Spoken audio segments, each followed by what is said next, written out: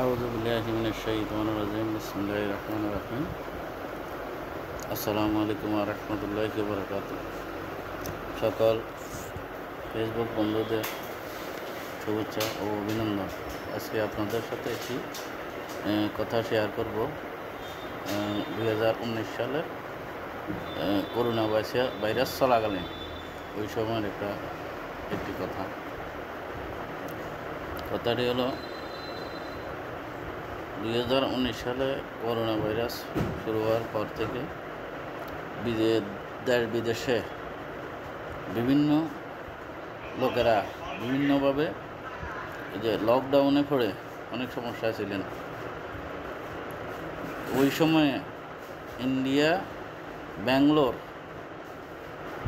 ওই এলাকার আমার এক লোকের সাথে পরিচয় হয়, এক বন্ধুর সাথে ফেসবুকে।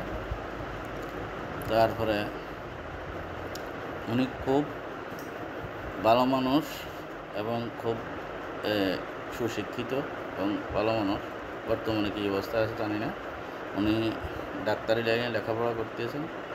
ওনার সাথে আমার অনেক দিন, প্রায় 3 বছর পর্যন্ত হয়তো এই যোগাযোগ ছিল, কথাবার্তা হয়েছিল। তারপরে অনেক লোকের সাথে অনেক রকমের পরিচয়, কথাবার্তা হয়েছিল, কিন্তু নাম্বার 1 এই বন্ধুদের মধ্যে তৎকালীন নাম্বার 1 আমার একজন বন্ধু ছিলেন। উনি হয়তো যদি এই ভিডিওটা পেয়ে থাকেন, ওনার কাছে অনুরোধ থাকবে উনি আমার সাথে একটু যোগাযোগ করবেন। আমি ওনার জন্য প্রত্যেক সময় এমনকি সর্বনিম্ন একদিন হলেও ওনার জন্য আমি এশার নামাজ শেষে ওনার জন্য দোয়া করি। কোথায় আছেন, কীভাবে আছেন জানি না, হঠাৎ করে ওনার সাথে আমার যোগাযোগ বিচ্ছিন্ন হয়ে যায়। তো আজকে হয়তো 2 বছরের বা হয়তো বেশি হবো, 2-3 বছর ওনার সাথে আমার যোগাযোগ নেই।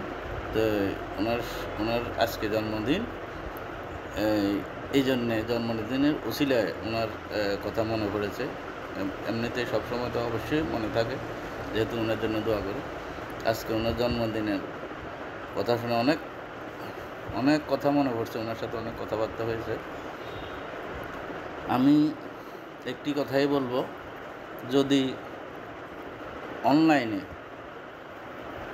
এই ছেলে মেয়েদের মধ্যে যদি ভালো লোক থাকে, যদি যায় কয়েকজন আছে, তার মধ্যে একজন উনি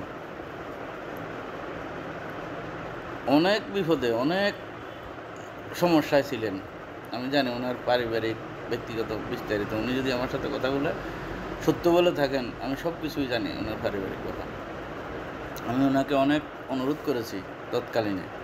আমরাও বিভিন্ন দেশ থেকে, বিভিন্ন জায়গা থেকে সাহায্য নিয়েছি বিপদে, কিন্তু ওনাকে আমি অনেক অনুরোধ করেছি ওনাকে সামান্য ওনার এই মহাবিপদের সময় আমি সাহায্য দেওয়ার জন্য।